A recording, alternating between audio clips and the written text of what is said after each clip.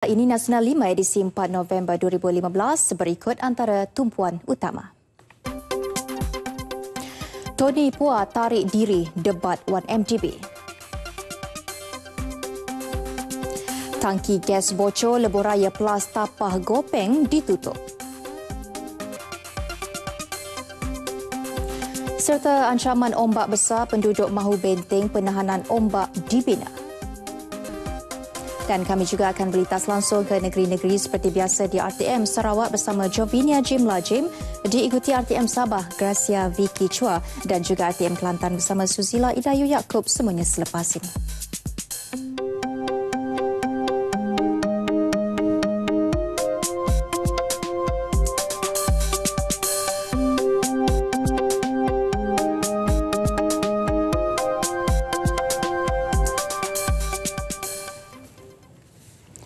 Debat terbuka antara Presiden dan Pengarah Eksekutif One Malaysia Development Berhad 1MDB Arul Kanda Kandasamy dengan ahli jawatan kuasa kira-kira wang negara PSC Tony Pua dibatalkan.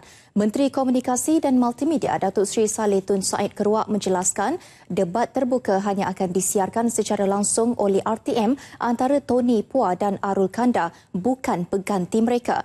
Beliau menjelaskan ini kerana ia bukan debat melibatkan parti.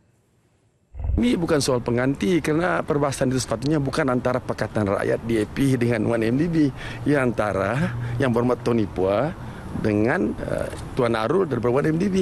Jadi tidak berbangkit soal pengganti kerana ini bukannya perbahasan antara parti ya. Ini adalah dua individu yang telah mencabar antara satu dengan lain, dan saya tidak nampak dalam hal ini soal pengganti itu menjadi persoalan lah kerana ia adalah antara dua individu. Pun begitu, terserah kepada DAP jika tetap ingin meneruskan debat, namun RTM tidak akan menyiarkannya secara langsung. Datuk Seri Saleh turut memaklumkan RTM akan mewujudkan sebuah program baru ala debat terbuka bertajuk Demokrasi tidak lama lagi, melibatkan wakil pembangkang dan kerajaan sebagai tetamu. Platform itu boleh disertai DAP termasuk untuk mendebatkan isu mengenai 1MDB.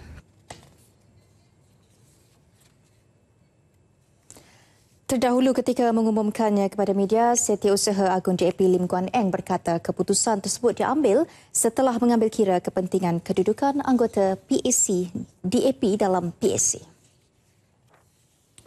Sebuah lori tangki yang membawa muatan 18,000 liter liquefied petroleum gas LGS bocor di kilometer 311 Lebuh Raya Utara Selatan Plus Menghala Utara. Kebocoran gas itu berlaku apabila injap keselamatan di bahagian atas tangki lori tersebut rosak. Berikutan itu, Lebuh Raya Utara Selatan antara Tapah Gopeng terpaksa ditutup kedua-dua hala sejak tengah hari tadi. Menurut pegawai di Balai Bomba dan Penyelamat Tapah Hasrin Hasbi, mereka menerima panggilan kecemasan kira-kira jam 8.55 pagi tadi. Setelah pemeriksaan dijalankan, terdapat dua kebocoran di bahagian injap keselamatannya. Jalan kedua-dua arah Lebuh Raya terpaksa ditutup bagi melepaskan gas LPG tersebut dan memudahkan kerja membaik pulih bahagian kerosakan. Tiada kecederaan dilaporkan. Sementara itu, menurut Jurucakap Pusat Trafik Plus, jalan di kedua-dua hala masih ditutup. Sementara itu, seorang lelaki maut manakala dua lagi cedera dalam satu kemalangan jalan raya membabitkan dua buah lori di Johor. Kejadian pada 6.30 pagi tadi berlaku di kilometer 95.6 Lebuh Raya Yong Peng, Johor Bahru. Muhammad Hafiz Muhammad Nur, 25 tahun, kelindan sebuah daripada lori terbabit meninggal dunia di tempat kejadian, manakala pemandu lori terbabit Abdul Matin Harisa, 38 tahun, cedera. Menurut Ketua Polis Daerah Batu Pahat, SCP Din Ahmad, kemalangan dipercayai berlaku apabila lori yang dipandu Abdul Matin sedang dalam perjalanan dari Melaka ke Skudai, Johor Bahru melanggar belakang sebuah lori trailer. Ia menyebabkan lori tersebut hilang kawalan sebelum terbabas ke tengah dan kiri jalan. Muhammad Hafiz yang tersepit disahkan meninggal dunia di tempat kejadian. Turut cedera pemandu lori trailer tersebut. Kes disiasat mengikut Seksyen 41-1 Akta Pengangkutan Jalan APJ 1987. Susulan kes pembunuhan kejam 4 individu, polis hari ini membawa 2 suspek utama ke tempat kejadian di sebuah bengkel membaiki kenderaan berat di Jalan Pahang, Tapah. 2 suspek itu pemilik bengkel dan anak lelakinya dibawa dengan sebuah van dan diiringi dengan sebuah kereta polis kira-kira pukul 10 pagi tadi. Tinjauan di bengkel itu kelihatan sebuah jengkaut memasuki kawasan bengkel berkenaan dipercayai bagi mencari mangsa-mangsa yang dibunuh dengan kejam itu. Turut kelihatan ialah unit anjing pengesan Kes 9 Polis Diraja Malaysia di sekitar kawasan bengkel berkenaan. Ketua Polis Daerah Tapah Superintendent Som Sabdin Keliau tiba di tempat kejadian kira-kira pukul 12.30 hari dan keluar dari kawasan terbabit dalam 30 minit kemudian. Beliau bagaimanapun enggan mengulas lanjut mengenai kes terbabit ketika ditanya pemberita mengenai perkembangan terkini kes itu. Sama seperti semalam, perkarangan bengkel itu dipenuhi dengan orang ramai yang datang sejak pukul 9 pagi bagi melihat sendiri lokasi kejadian kes yang mendapat liputan meluas itu. Pada 26 Oktober lepas, polis menahan sepasang suami isteri dan 2 anak lelaki mereka dipercayai terbabit dalam kes bunuh sekurang-kurangnya 4 individu di sekitar daerah Tapah. Kesemua suspek ditahan di sebuah rumah di Jalan Pahang, Tapah pada 1.30 tengah hari susulan laporan kehilangan mangsa lelaki berusia 46 tahun yang bekerja sebagai pekebun dan ejen hartanah di kampung Sungai Lah, Cenderiang pada 25 Ogos lepas. Seorang suami bertindak menikam belakang isterinya sebelum dipercayai mengelar diri sendiri. Kejadian berlaku di Kampung Gong Beris, Pulau Kerengga, Marang kira-kira pukul 7 pagi tadi. Menurut Ketua Jabatan Siasatan Jenayah Terengganu SCP Wan Abdul Aziz Wan Hamzah, mayat mangsa 32 tahun ditemui adiknya Muhammad Nur Ismail di luar rumah dalam keadaan tertiarap dengan 2 kesan kelar di leher. Turut ditemui sebilah pisau pemotong ikan di sisi mangsa. Isterinya Sofia Talaha, 26 tahun dalam keadaan kritikal dimasukkan ke Hospital Sultanah Nur Zahira. Sebelum kejadian berlaku pergelutan dan pertengkaran di antara mereka. Berlakunya kekecohan antara suami isteri lah. So suami ni dalam keadaan tidak tenang, dia tidak dalam keadaan stres pada masa itu. Lebih kurang jam 6 pagi. So dia kejar isteri dia ambil pisau, dia tikam belakang isteri dia. Dan kita tak tahulah dalam siasatan kita masih lagi siasatan ada ditikam dalam rumah ataupun di luar, tapi berlaku tikaman lah, mana dia tikam isteri dia. Kemudian isteri dia lari dan suami dia pusing balik ke dalam rumah. Siasatan awal menjapati mangsa yang bekerja sebagai buruh kontrak di Majlis Daerah Marang merupakan pasangan ideal. Pasangan suami isteri itu sudah 5 tahun berkahwin namun belum dikurniakan cahaya mata. Mayat mangsa dibawa ke HSNZ untuk bedah siasat. Kes diklasifikasikan sebagai bunuh diri.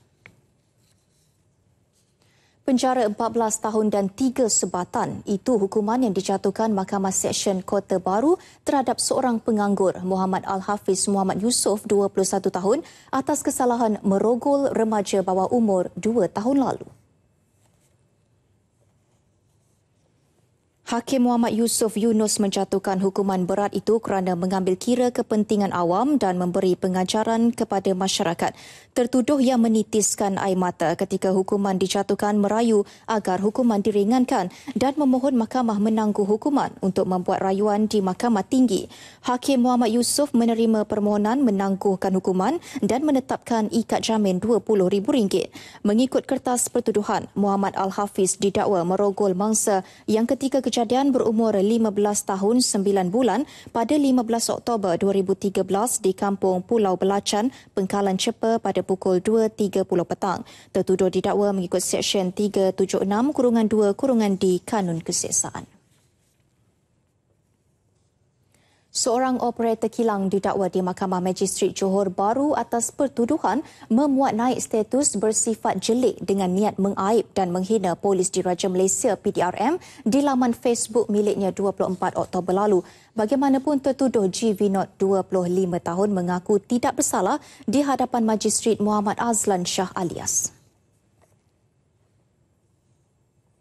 Vinod didakwa melakukan kesalahan itu mengikut Seksyen 233-1-A Akta Komunikasi dan Media 1998 dan boleh dihukum mengikut Seksyen 233-3 Akta yang sama. Sabit kesalahan, tertuduh boleh didenda tidak lebih RM50,000 atau penjara tidak lebih setahun atau kedua-duanya sekali. Majistret Muhammad Azlan membenarkan tertuduh diikat jamin sebanyak RM6,000 dengan seorang penjamin. Dilanda ombak besar luar biasa sejak beberapa hari lalu. Kejadian berlaku di sebuah perkampungan di Kuala Nerus, Terengganu hingga mencemaskan kira-kira 100 penduduknya. Ombak yang menggulung menerjah pantai hanya kira-kira 6 depa dari 14 rumah di pinggir Laut Cina Selatan itu. Ketika orang lain sedang dibuai mimpi, penduduk di Kampung Tanjung Gelam menggabang di Teliput terpaksa berjaga malam bagi memastikan si-si keluarga selamat dari ancaman ombak besar. 6 keluarga yang rumah mereka betul-betul di tepi pantai bimbang kerana bila-bila masa sahaja kediaman mereka akan hanyut. Selain ombak besar, kediaman mereka turut berdepan dengan masalah hakisan pantai sejak 2008. Justru penduduk mengharapkan pihak yang berkenaan dapat membina benteng penahan ombak dengan segera.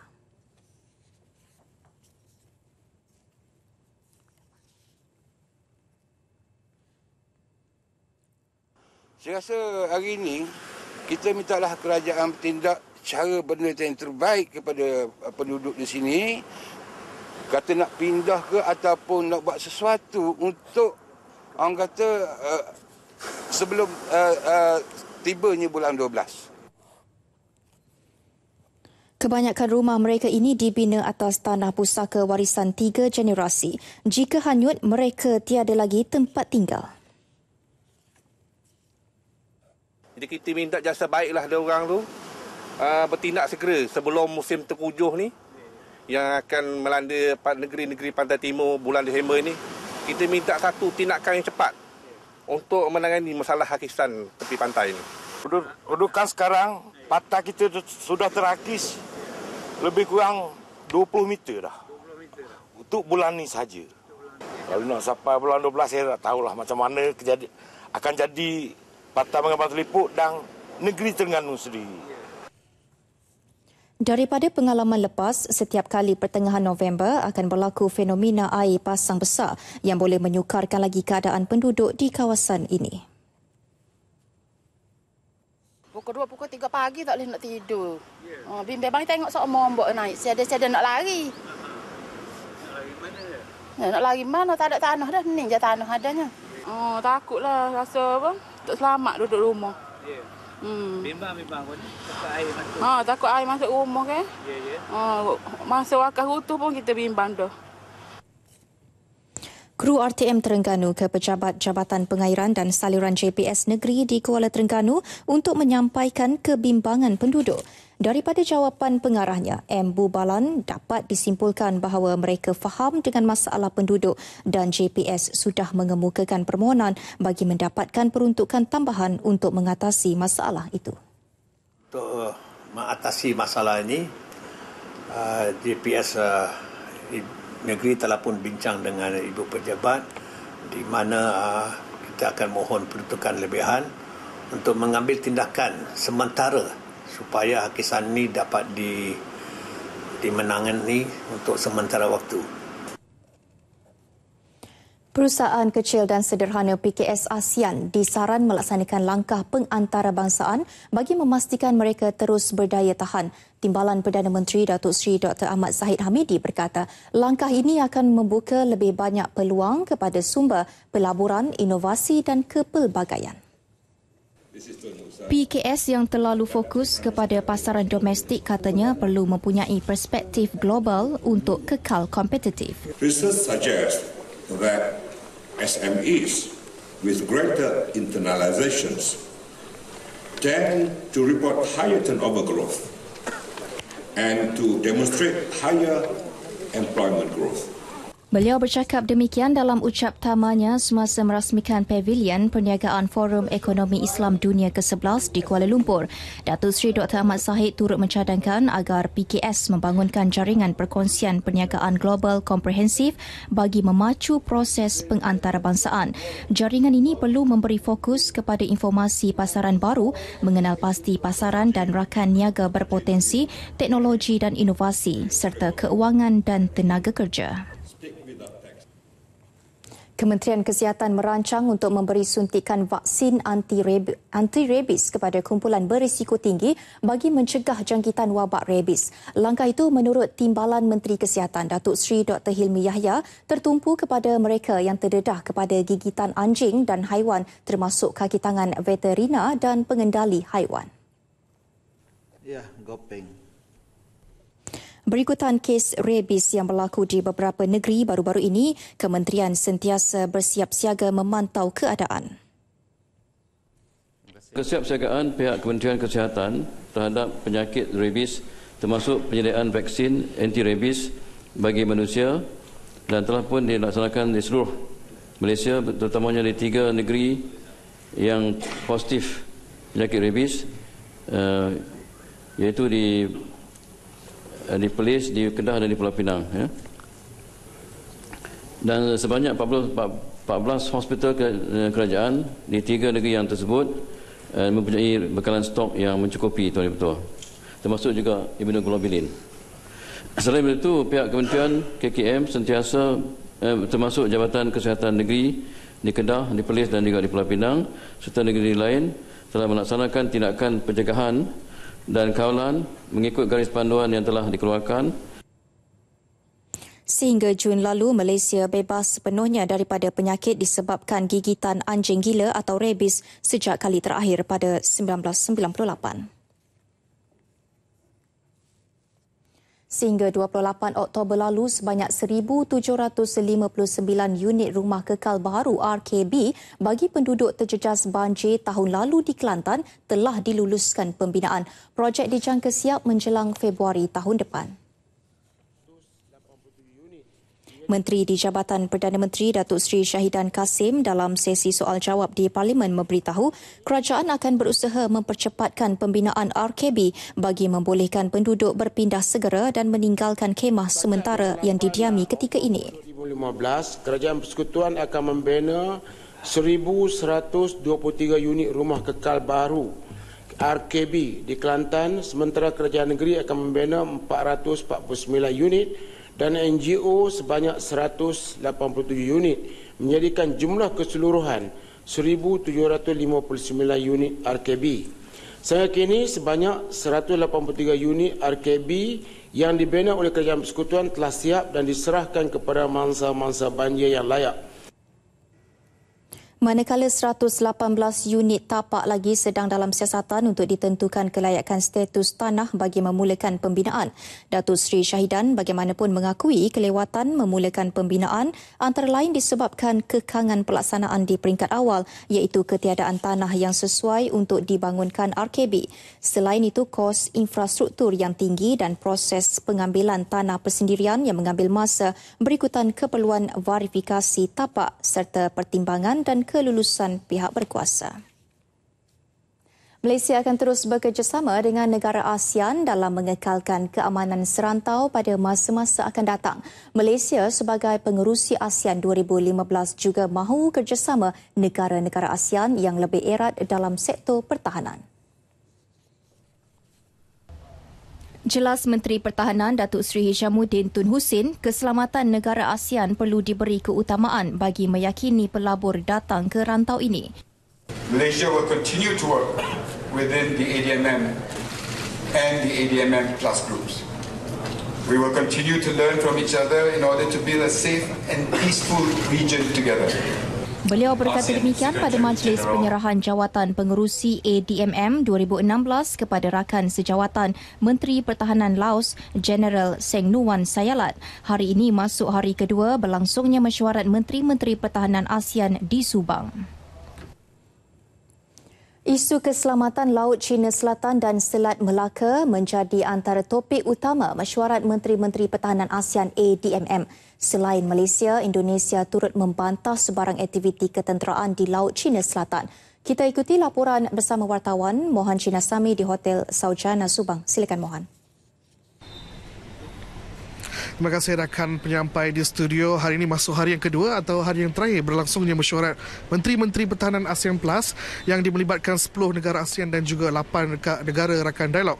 Dan mesyuarat yang diadakan pada pagi tadi membincangkan soal keselamatan rantau ASEAN termasuk di Selat Melaka dan juga perairan di Laut Cina Selatan. Dan dua-dua isu ini menjadi fokus utama dalam mesyuarat ini apabila melibatkan dua kuasa besar yang hadir pada mesyuarat pada kali ini iaitu China dan juga Amerika Syarikat. Jadi bagi mendapatkan maklumat lebih lanjut daripada delegasi asing iaitu negara jiran kita iaitu Indonesia, saya bersama dengan Menteri Pertahanan Indonesia Jeneral Bersara Riyamizat Riyacudu.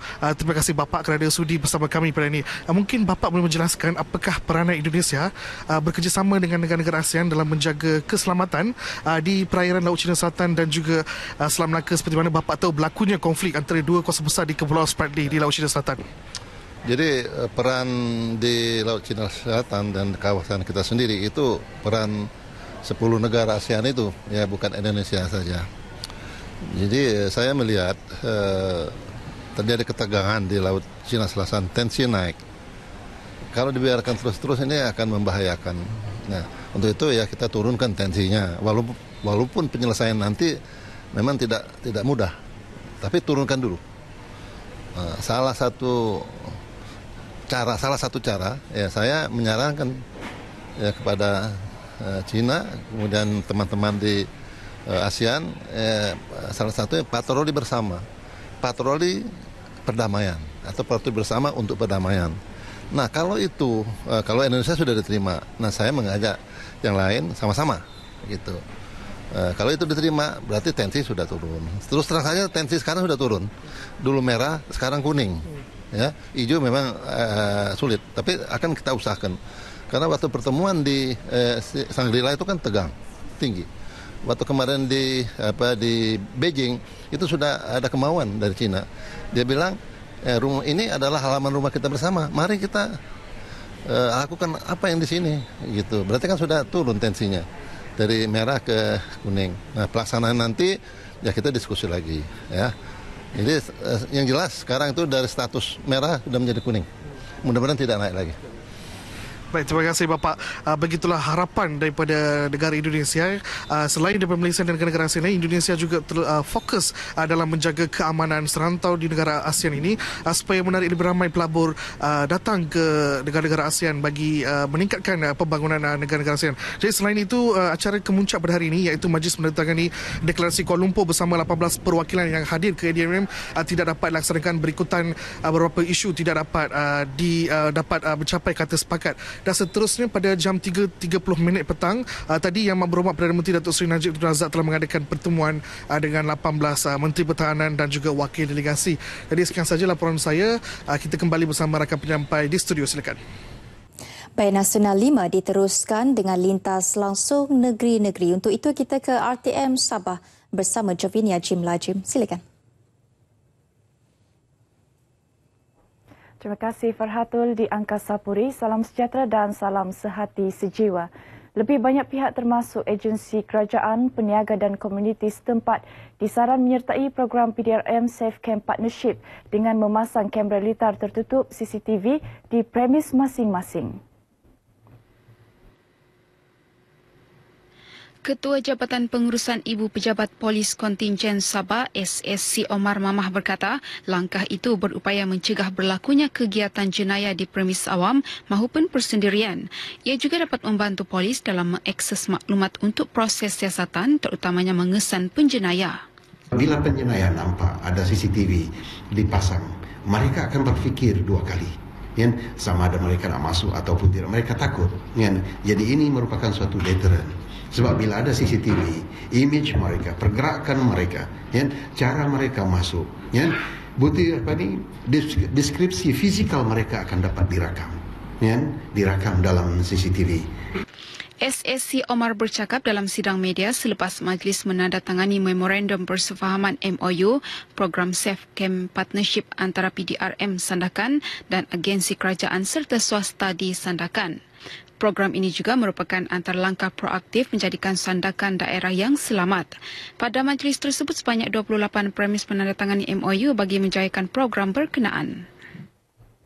Program inisiatif pengumpulan data 90 Nisbah 10 Graduan Pendidikan Institut Pengajian Tinggi Awam IPTA dan Institut Pengajian Tinggi Swasta IPTS oleh Jabatan Pendidikan Negeri Sabah JPNS bulan lepas mendapat sambutan menggalakkan daripada graduan pendidikan bahkan daripada graduan jurusan lain.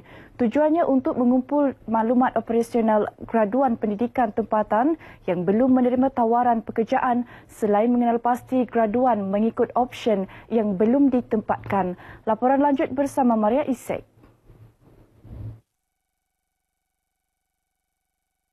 Seawal 7 pagi, para graduan bersesak membanjiri bangunan Wisma Pendidikan ini. Mereka berpelajaran tetapi belum bekerja kerana menunggu penempatan dan ada yang bekerja di sektor lain yang tidak setaraf dengan bidang pengajian serta kelulusan.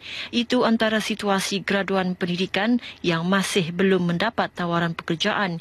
Mimpi indah mendapat segulung ijazah untuk mengisi kekosongan jawatan secepat mungkin tidak semudah disangkakan. Ambil Bachelor of Education, major dalam matematik. Saya graduate 2010 lagi, tahun 2010, tapi sampai sekarang belum dipanggil untuk mengajar lah. Saya bekerja sebagai seorang admin di sebuah syarikat Magnify untuk urus bahagian accountant.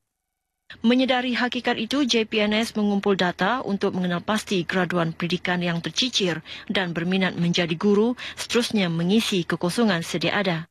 Bila kita dapat data, kita analisis berapa keperluan yang kita perlukan berdasarkan option yang kita perlukan. Kita hantar maklumat ini kepada BSM, bahagian sumber manusia, untuk disenaraikan untuk ditemu juga oleh Suruhanjaya Perkhidmatan Pendidikan.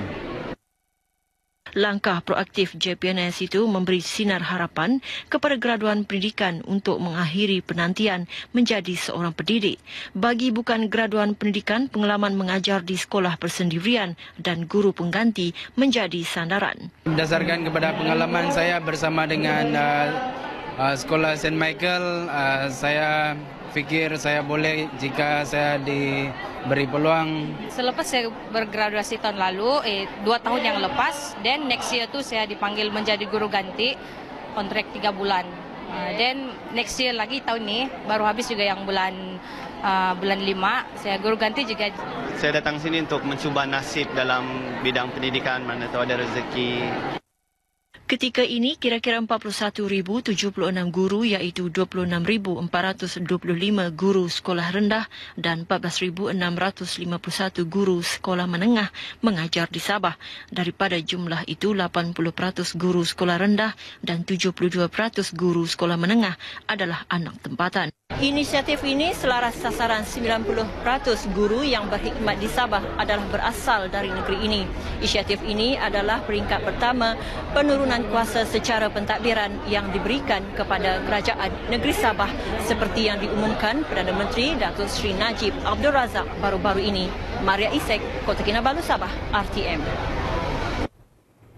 Pelaksanaan modul inisiatif transformasi desa Intrade dalam program Diploma Pasca Siswazah Pengurusan Awam DPA Institut Tadbiran Awam Intan dilihat berupaya memperkasa usaha melahirkan penjawat awam yang memiliki jati diri, karisma dan berprestasi tinggi. Program khusus untuk bakal pegawai tadbir diplomatik PTD itu sekaligus dapat memperkemas sistem penyampaian sektor awam negara menjadi lebih efisien, berkualiti serta berinovasi.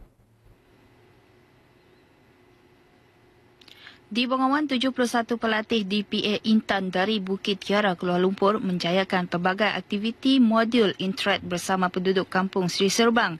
Antaranya gotong royong, membaiki prasarana kampung serta projek semayan pokok.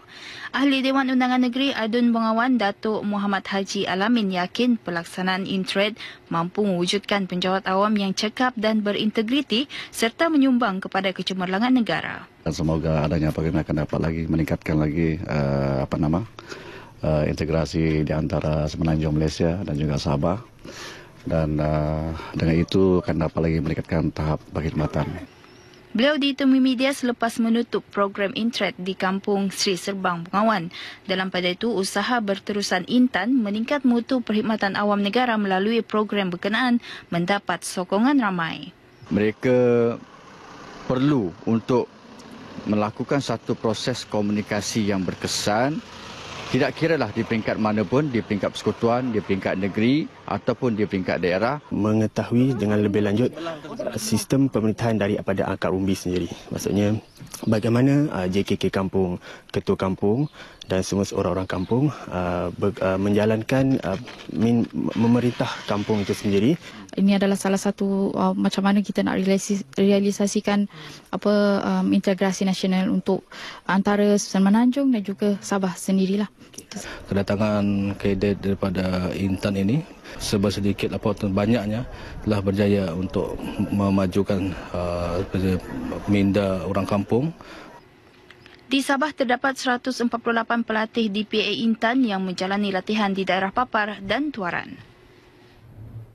Baik, saudara, sekian sumbangan berita dari Sabah petang ini. Kita teruskan dengan Gracia di Sarawak. Silakan. Terima kasih Jovinia di Kota Kinabalu. Salam sejahtera dan salam sehati sejiwa. Seramai 151 orang penerima dianugerahkan darjah kebesaran dan pingat negeri Sarawak daripada Yang di-Pertua Negeri Tun Pehin Sri Abdul Tun Mahmud di Astana Negeri Petrajaya, Kuching pagi tadi. Mengetuai senarai penerima pada majlis itu ialah bekas pegawai kanan kerajaan negeri Zaidi Khaldin Zaini Abdul Latif yang dianugerahkan darjah yang amat mulia Bintang Sarawak, Panglima Setia Bintang Sarawak PSBS yang membawa gelaran Datuk. Adun Belaga Liwan Lagang pula menerima darjah yang amat mulia Bintang Sarawak Johan Bintang Sarawak JBS bersama dua yang lain iaitu Banyi Anak Beriak dan Muhammad Cik Kadir. Sementara itu, Adun Lingga, Hajah Simoy Peri dan Felix Joachim Tan Cheng Chuan pula dianugerahkan darjah utama yang amat mulia Bintang Kenyalang Sarawak Johan Bintang Kenyalang JBK.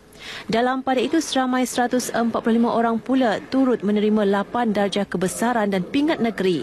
Antaranya pingat pentadbiran awam pingat perkhidmatan cemerlang PPC, darjah yang amat mulia Bintang Sarawak Pegawai Bintang Sarawak PBS serta darjah utama yang amat mulia Bintang Kenyalang Sarawak Pegawai Bintang Kenyalang PBK. Turut hadir pada majlis itu ialah isteri Yang di-Pertua Negeri Tuh Puan Datuk Patinggi Ragat Kurdi Taib. Kerajaan Sarawak akan terus memberi pengiktirafan terhadap sijil peperiksaan berpadu UEC bagi sekolah menengah Cina di seluruh negeri. Ketua Menteri Tan Sri Adnan Haji Satim berkata, pengiktirafan sijil tersebut akan memberi peluang kepada pelajar yang berkelayakan untuk melanjutkan pengajian di Institusi Pengajian Tinggi Awam IPTA tempatan. Selama ini, UEC hanya diiktiraf oleh institusi pengajian tinggi di luar negara. Tambahnya, pengiktirafan ini juga akan membolehkan Sarawak mengembeling lebih ramai tenaga kerja tempatan yang berkualiti dan mampu memberi sumbangan kepada pembangunan negeri ke arah menjadi sebuah negeri yang progresif. Tan Sri Adnan berucap merasmikan program Hari Integriti Perbadanan Pembangunan Ekonomi Sarawak SADC di Kuching. Pada majlis itu, beliau turut menyampaikan anugerah integriti kepada 15 kaki tangan syarikat-syarikat di bawah SADC yang telah menunjukkan integriti yang tinggi dalam perkhidmatan masing-masing. Turut hadir Menteri Muda Pelancongan Datuk Haji Talib Zulkifli merangkap pengurusi SCDC dan Menteri Muda Pembangunan Komuniti Peter Nansian Anak Ngusi. Lebih 40 pembaharuan dan perubahan telah dilaksanakan oleh Ketua Menteri Tan Sri Adnan Haji Satim sejak menerjui tampuk kepimpinan negeri Sarawak. Ia membuktikan kesungguhan Ketua Menteri mendengar suara hati rakyat negeri ini. Pembangunan kawasan luar bandar, penurunan takrif elektrik, pemberhentian pemberian lesen pembalakan, larangan pembukaan tanah NCR untuk ladang sawit serta banyak lagi antara sebahagian usaha Ketua Menteri yang perlu difahami oleh rakyat keseluruhannya. Malah setiap tindakan itu dilihat berdasarkan desakan dan rintihan rakyat yang sebelum ini terbeban dengan beberapa perkara berkenaan. Hal itu dinyatakan oleh Adun Kemenak Datuk Dr. Stephen Rundi Utom semasa berucap di program Penterama Anjuran Pejabat Penerangan bahagian Bintulu di Pekan Sebau. Yang Amat Berhormat Ketua Menteri dan seluruh masyarakat Sarawak mahukan hak-hak kita yang telah pun dijanjikan dalam perjanjian tahun 1963, iaitu kuasa-kuasa kita yang telah pun dijanjikan harus kita kembalikan ke negeri Sarawak supaya kita dapat menjalankan pembangunan yang lebih teratur dan lebih lancar lagi, supaya kurangkan birokrasi dan sebagainya. Malah menurut Datuk Dr. Stephen Rundi yang juga Menteri Muda Kemudahan Awam, penaikan taraf daerah kecil sebauh kepada pentadbiran daerah penuh juga sebahagian transformasi pembangunan kawasan luar bandar yang dirancang oleh Tan Sri Adenan. Sehubungan itu katanya, rakyat perlu memberikan keyakinan dan sokongan kepada usaha yang sedang giat dijalankan oleh Ketua Menteri itu. Operasi mencari dan menyelamat seorang awak-awak kapal nelayan Augustine Pessen yang dilaporkan hilang Isnin lepas masih belum menemui sebarang petunjuk. Menurut Pengarah Operasi Agensi Penguatkuasaan Maritim Malaysia, APMM Daerah Maritim Kuching, Komander Maritim Sharif Steve McQueen Abdullah, operasi memasuki hari kedua ini lebih tertumpu di tepi pantai Pulau Burung dan pantai daerah kecil Sebuyau. Semalam pihaknya mengaktifkan operasi mencari seorang awak-awak tempatan berumur 17 tahun yang dilaporkan hilang berhampiran Pulau Burung di daerah kecil Sebuyau selepas terjatuh dari botnya sekitar pukul 4 pagi Isnin lepas. Komander Maritim Sharif mendedahkan perkara itu ketika dihubungi pemberita RTM di Kuching. Sementara itu, mayat Paih Mutuin, 25 tahun, seorang warga negara Myanmar dilaporkan terjatuh di jeti Krokop 4, Sungai Miri di Miri dijumpai pada pukul 7.15 pagi tadi. Mangsa dilaporkan terjatuh semasa berjalan naik ke kapal kargo Mulia Abadi kira-kira pukul 2 pagi semalam. Menurut Ketua Bahagian Keselamatan Kebakaran Zon 6 Miri, Penguasa Kanan Bomba 2 Ahmad Nizam Safi'i, ketika dihubungi berkata pekerja kapal yang menjumpai mayat mangsa bertindak menghubungi pihak bomba. Mayat mangsa dihantar ke Hospital Miri untuk dibedah siasat. Integriti perlu diterapkan sebagai budaya dalam kehidupan seharian penjawat awam dalam era globalisasi yang semakin mencabar. Ketua Pegawai Perkhidmatan Korporat dan Sokongan Suruhanjaya Komunikasi Multimedia Malaysia, SKMM Tengku Zaib Raja Ahmad berkata pengurusan tertinggi jabatan harus memain peranan dalam melaksanakan usaha tersebut.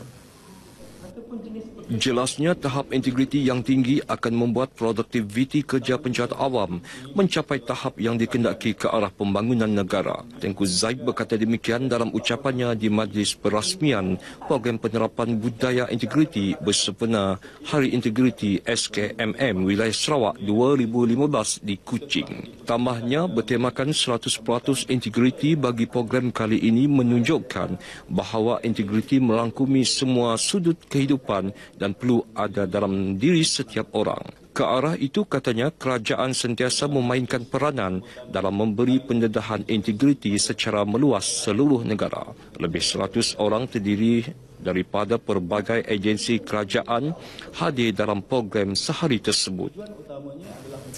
Pusat Pemulihan Dalam Komuniti PPDK Kem Penrisa di Kuching merupakan antara PPDK dalam kem tentera yang paling unik di negara ini. Menurut Pengarah Kebajikan Angkatan Tentera Malaysia ATM Kolonel Muhammad Arifin Abdul Hamid, ini memandangkan 80% daripada pelatih terdiri daripada anak orang awam dan selebihnya anak anggota tentera. Kolonel Muhammad Arifin menjelaskan jika dibandingkan dengan PPDK dalam kem di tempat lain, 70% penghuni adalah terdiri daripada anak tentera. Beliau ditemui media semasa lawatan rasmi bersama Badan Kebajikan Angkatan Tentera Bakat yang diketuai oleh Pengerusi Jemaah Tertinggi Bakat Puan Sri Dato' Hajah Umi Kalsom Wan Awang di PPDK Kem Penrisen Kuching. Dalam lawatan itu, sebanyak RM5,000 disumbangkan Bakat kepada PPDK tersebut bagi melaksanakan pelbagai aktiviti pusat tersebut. PPDK di kem tentera ditubuhkan bagi memberi khidmat latihan serta bimbingan kepada anak-anak anggota tentera, bekas anggota tentera dan orang awam yang mengalami masalah kecacatan mental serta fizikal. PPDK Kem Penrisen kini mempunyai 128 pelatih dengan 25 daripadanya anak anggota tentera. Setakat ini dahulu sumbangan berita dari Sarawak untuk Lintas Langsung Nasional 5 petang ini. Berita seterusnya bersama Norih Dayu di Kelantan.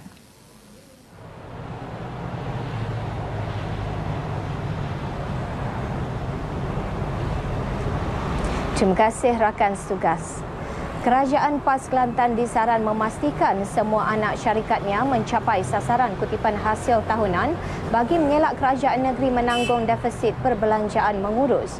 Adun Kod Lanas Datuk Mat Alwi Cik Ahmad ketika membuat saranan berkata, perkara itu boleh diatasi sekiranya sasaran kutipan hasil oleh badan-badan kerajaan negeri dikuatkuasakan.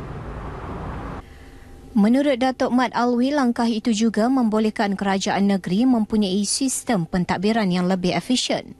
Jelasnya, masalah defisit perbelanjaan oleh kerajaan negeri ini disebabkan agensi-agensi di bawahnya gagal menyumbang kutipan hasil masing-masing sebagaimana yang disasar.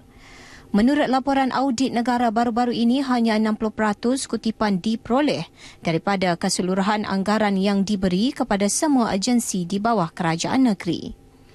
Contoh yang saya bagi tadi, PMBK Sawit, sebuah anak syarikat GLC kerajaan negeri, tidak menyumbang langsung kepada pendapatan kerajaan negeri, kosong.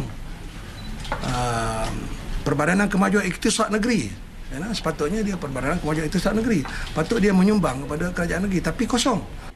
Menurut Datuk Mat Alwi, kelemahan itu berlaku bukan dalam tempoh beberapa tahun ini, malah sudah berlarutan sejak pentadbiran negeri terdahulu. Tok Bali Supply Base TBSB menandatangani memorandum persefahaman dengan HESS Exploration and Production Malaysia bagi memacu perkembangan ekonomi negeri Kelantan pada masa akan datang. Di bawah MOU itu, HESS akan melaksana operasi luar pantainya di pangkalan perbekalan Tok Bali yang dikendalikan oleh TBSB. Dengan kerjasama ini, TBSB akan mampu memberi khidmat kepada syarikat terkemuka dari industri minyak dan gas yang memerlukan mutu perkhidmatan pada tahap yang lebih tinggi. Ia juga akan menarik lebih banyak syarikat berkaitan minyak dan gas untuk mendarat di TBSB sekaligus menyediakan peluang pekerjaan yang banyak kepada penduduk tempatan. Saya juga ingin menyatakan di sini peluang pekerjaan terutama sekali di jajahan Pasir Putih ini adalah amat besar sekali dengan pembinaan supply base di sini kerana perkhidmatan sampingan yang akan ditawarkan. Datuk Tengku Muhammad Rizam ditemui media selepas majlis perasmian TBSB oleh Sultan Muhammad Kalima di Tok Bali, Pasir Putih. Beliau yang juga Tengku Temenggung Kelantan berkata pembangunan pangkalan itu akan menjadi asas kepada kewujudan bandar baru di Tok Bali selain menjadi titik permulaan kepada aktiviti berkaitan di negeri ini. Menurut Ketua Pengarah Eksekutif TBSB Haidar Sheni Hazri pula, pangkalan perbekalan Tok Bali yang mula beroperasi April lalu kini mampu menerima 5 kapal bersaiz sederhana pada satu-satu masa. Menghias biri-biri baka tempatan jenis Malin menjadi satu pelaburan yang menguntungkan buat pencinta haiwan ternakan itu apabila usaha tersebut dilihat mampu menjana pelaburan hampir 10 kali ganda daripada nilai pasaran biasa. Kebiasaannya seekor Malin dijual antara RM450 hingga RM500. Harga haiwan ternakan ini akan lebih tinggi setelah diberi penjagaan rapi yang kadangkala mencecah RM3,000 seekor. Potensi itu disedari pengerusi Kelab Biri-Biri Jangok Kelantan, Muhammad Nasrul Muhammad Radin. Ini mendorong beliau dan ahli kelab dari seluruh negeri mengembeling tenaga menghidupkan semula pertandingan biri-biri cantik. Berlandaskan matlamat menghidupkan semula tradisi yang pernah popular satu ketika dahulu di samping merancakkan lagi industri ternakan haiwan tersebut. Jadi bila ada dengan pertandingan gini, secara tak langsung orang mula membiak bakal ke semula. Orang membiak bakal ke semula biri-biri ini untuk dapatkan hak comel. Tapi secara tak langsung juga untuk daging pun akan meningkat. Sementara itu, seorang peternak dari kampung Padang Tembusu Tumpat, Ni Amri Nasir berkata, selama 19 tahun menceburkan diri dalam industri ternakan biri-biri, beliau sudah memperolehi pendapatan yang lumayan dengan kerenah penjaga yang tidak terlalu rumit. Rumit juga. Atas jaga air kita ni cocok obat vitamin, obat cacing. Kalau gaji sebentar pun tak usah juga. Itulah. Terbaru, pertandingan biri-biri cantik diadakan di tapak Pasar Binjai, Kota Baru, sempena Hari Cakna Rakyat.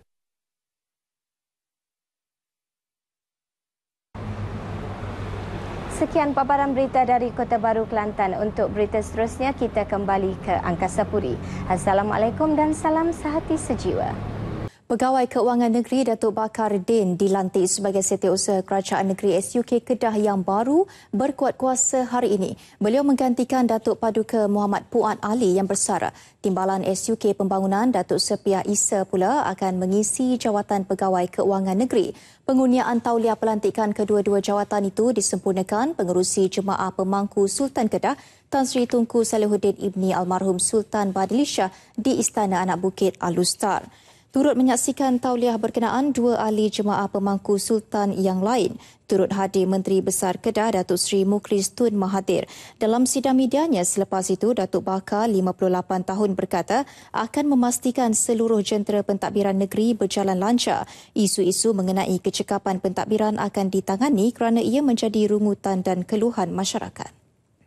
Kecekapan pentadbiran kerana isu ini menjadi isu yang rungutan masyarakat kerana masyarakat mengharapkan perkhidmatan, kecekapan, tapi ada juga suara-suara yang mengatakan bahawa terdapat juga sedikit kelemahan dalam perkara-perkara yang tertentu. Jadi insya-Allah lah saya akan cuba melihat perkara ini dan cuba memperbaiki. Datuk Bakar berasal dari Yan memulakan kerjayanya sebagai pegawai takbir negeri pada Julai 1980. Sepanjang menerajui pentadbiran Kedah, beliau terlibat dalam misi pelaburan ke beberapa negara seperti Jepun, Taiwan, Indonesia, Jerman dan Itali. Datuk Sepiah, 57 tahun yang berasal dari Kampung Bukit, Kubang Pasu memulakan kerjaya sebagai pegawai takbir negeri Kedah. Kerajaan Negeri Kelantan perlu memberi perhatian menyeluruh dalam menyelesaikan isu pemilikan tanah kepada penduduk yang telah berlarutan sejak sekian lama. Adun Paloh Datuk Norzula Maddiah mendedahkan dianggarkan hampir 30,000 penduduk khususnya di Gua Musang dan Kuala Kerai masih berdepan masalah terbabit. Keadaan itu jelas beliau selain membebankan penduduk terlibat, ia juga menyukarkan mereka untuk mendapatkan pelbagai bantuan disediakan agensi di bawah Kerajaan Persekutuan. Ini terutamanya membabitkan bantuan rumah di bawah program Bina Baru. Kita lihat perkara ini seolah-olah kerajaan negeri mahu mempolitikkan benda ni. Mereka mahu mengeluarkan geran di kawasan Fedah dan Kesedah. Kawasan Fedah dan Kesedah ni tidak payah diutamakan kerana sampai satu masa Fedah dan Kesedah akan memberi hak milik dan tidak perlu gopoh-gopoh. Selesaikan dulu masalah rakyat di kampung. Beliau ditemui pada persidangan Dewan Undangan Negeri Dun Kelantan di Kota Baru. Terdahulu Datuk Norzula yang juga Ketua Pembangkang Dun Kelantan ketika membahaskan bajet 2016 mahu kerajaan negeri memberi penekanan dalam menyelesaikan isu terbabit. Dalam ucapannya, beliau turut mencadangkan kerajaan negeri menyediakan peruntukan mencukupi kepada pejabat tanah dan jajahan daerah bagi mempertingkat produktiviti kerja. Barisan Nasional Selangor kesal dengan jumlah premis hiburan yang semakin bertambah di Selangor yang sekaligus menyumbang kepada gejala keruntuhan akhlak di negeri terbabit. Keadaan itu dibuktikan dengan jumlah kutipan cukai hiburan negeri berkenaan yang semakin meningkat setiap tahun. Menurut ahli Dewan Undangan Negeri Adun Dengkil, Syahrul Muhammad Sharif, jumlah cukai yang dikutip pada tahun ini adalah 51 juta ringgit berbanding 21 juta ringgit pada tahun 2007. Jadi saya minta kerajaan negeri menekankan hal ini. Saya juga menyarankan Menteri Besar supaya program terjah ini bukan saja terjah di tempat kotor, di tempat pembuangan sampah dan sebagainya, terjah juga ke pusat-pusat hiburan seperti pusat karaoke, pusat judi cyber, dan ini perlu dengan prinsip apa yang dikatakan oleh prinsip yang dibawa oleh kerajaan negeri sendiri, iaitu ingin mengharapkan sebuah negeri baldatun thayyibatun wa rabbul ghafur berdasarkan prinsip-prinsip maqasid syariah. Beliau memberitahu media di lobi Dewan Undangan Negeri Shah Alam, kerajaan negeri juga tidak bercadang untuk menggubal sebarang enakmen baru yang lebih ketat dalam menangani permasalahan ini. Situasi ini bercanggah dengan kenyataan dari kerajaan negeri pada sidang bajet Selangor 2013 yang berjanji akan memperkasakan pihak berkuasa tempatan PBT untuk membendung premis hiburan dan judi haram. Ketika ini PBT sekadar mempunyai kuasa untuk menyita dan mengenakan denda semata-mata yang dilihat tidak memadai. Syarikat mengurus air banjir dan terowong Sungai Berhad Smart menawarkan diskaun tol sebanyak 20% kepada semua pengguna lebuh raya bersempena perayaan Deepavali yang disambut pada 10 November ini. Ketua Pegawai Operasi Lebuh Raya Smart Muhammad Fuad Kamal Arifin dalam satu kenyataan hari ini berkata, pengguna lebuh raya akan menikmati diskaun berkenaan dari pukul 6 pagi Selasa 10 November hingga 6 pagi Rabu 11 November. Kadar tol selepas diskaun yang dikenakan hanyalah RM2.40 berbanding kadar biasa iaitu RM3 untuk setiap hala masuk dan keluar Kuala Lumpur. Sementara itu, pengguna lebuh raya Duta Ulu Kelang Diuk juga bakal menikmati diskaun tol 10% di kaunter bayaran elektronik ETC. Diskaun hanya untuk kenderaan kelas 1 bermula pada 9 November pukul 11.59 malam sehingga 10 November jam 12.30 malam. Tawaran diskaun diumumkan pemegang konsesi Diuk Konsortium Lebuh Raya Utara Timur KL Sungai Berhad Kesturi menerusi satu kenyataan. Menurut pengarahnya Zakaria Syafi'i, diskaun tol itu bertujuan memberi pulangan kepada pengguna Diuk yang menyokong penggunaan ETC di lebuh raya itu. Ia juga selaras langkah Kesturi melaksanakan ETC sepenuhnya bermula September lalu.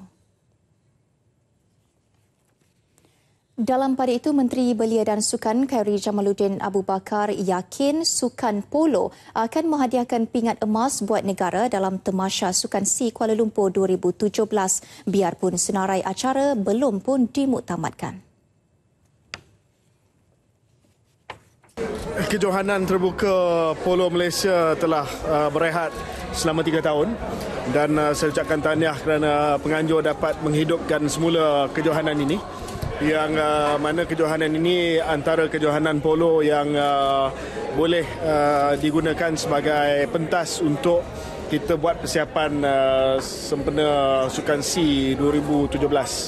Dan saya melihat kita kena banyakkan lagi kejohanan-kejohanan polo. KJ yang turut aktif dalam sukan polo sejak usia remaja turut menyimpan hasrat untuk mewakili negara dalam acara itu nanti. Khairi ditemui selepas majlis perasmian Kelab Polo Putra dan Kejohanan Polo Terbuka Malaysia kali ke-8 di Ibu Negara.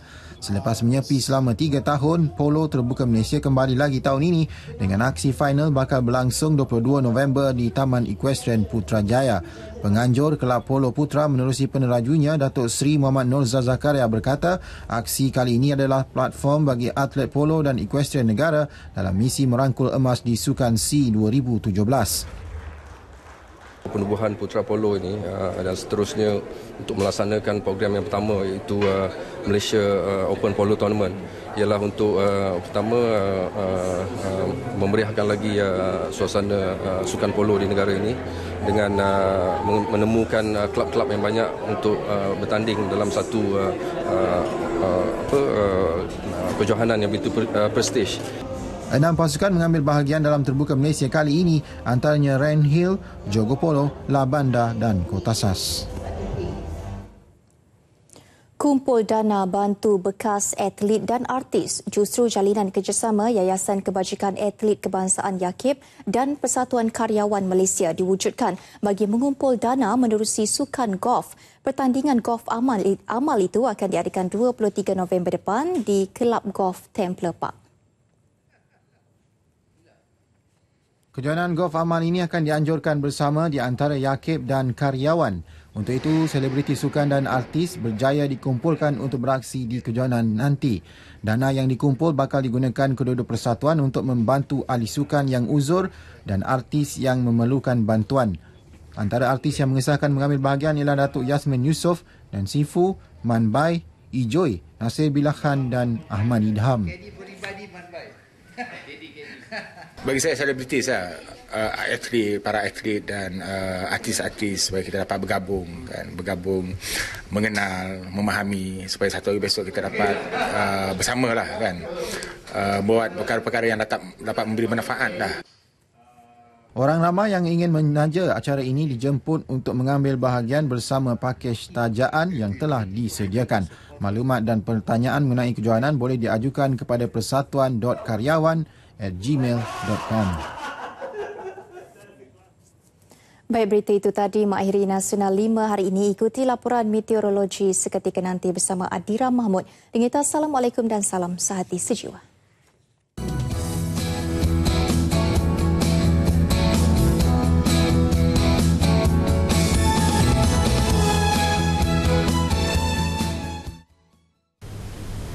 Assalamualaikum dan salam sehati sejiwa. Anda bersama Map Malaysia untuk laporan cuaca terkini di rantau kita. Seperti yang dijangka, keadaan cuaca agak lembap pada petang ini, terutamanya di semenanjung Malaysia yang melibatkan bahagian utara, pantai barat serta selatan semenanjung Malaysia, di mana ia melibatkan beberapa buah daerah iaitu di daerah Pendang, Alustar, Kedah, di daerah Hilir, Perak dan juga Kinta, serta di daerah Sepang, Hulu Selangor dan juga Gombak. Manakala wilayah Persekutuan Labuan wilayah Persekutuan Kuala Lumpur turut mengalami hujan berserta rebut petir pada petang ini. Dan keadaan sama turut dikongsi di beberapa buah negeri di bahagian selatan iaitu di Alor Gajah Melaka serta Seremban Negeri Sembilan termasuk Johor Bahru, di mana hujan berserta rebut petir ini dijangka berterusan sehingga lewat petang ini. Bagi negeri lain adalah dalam keadaan mendung.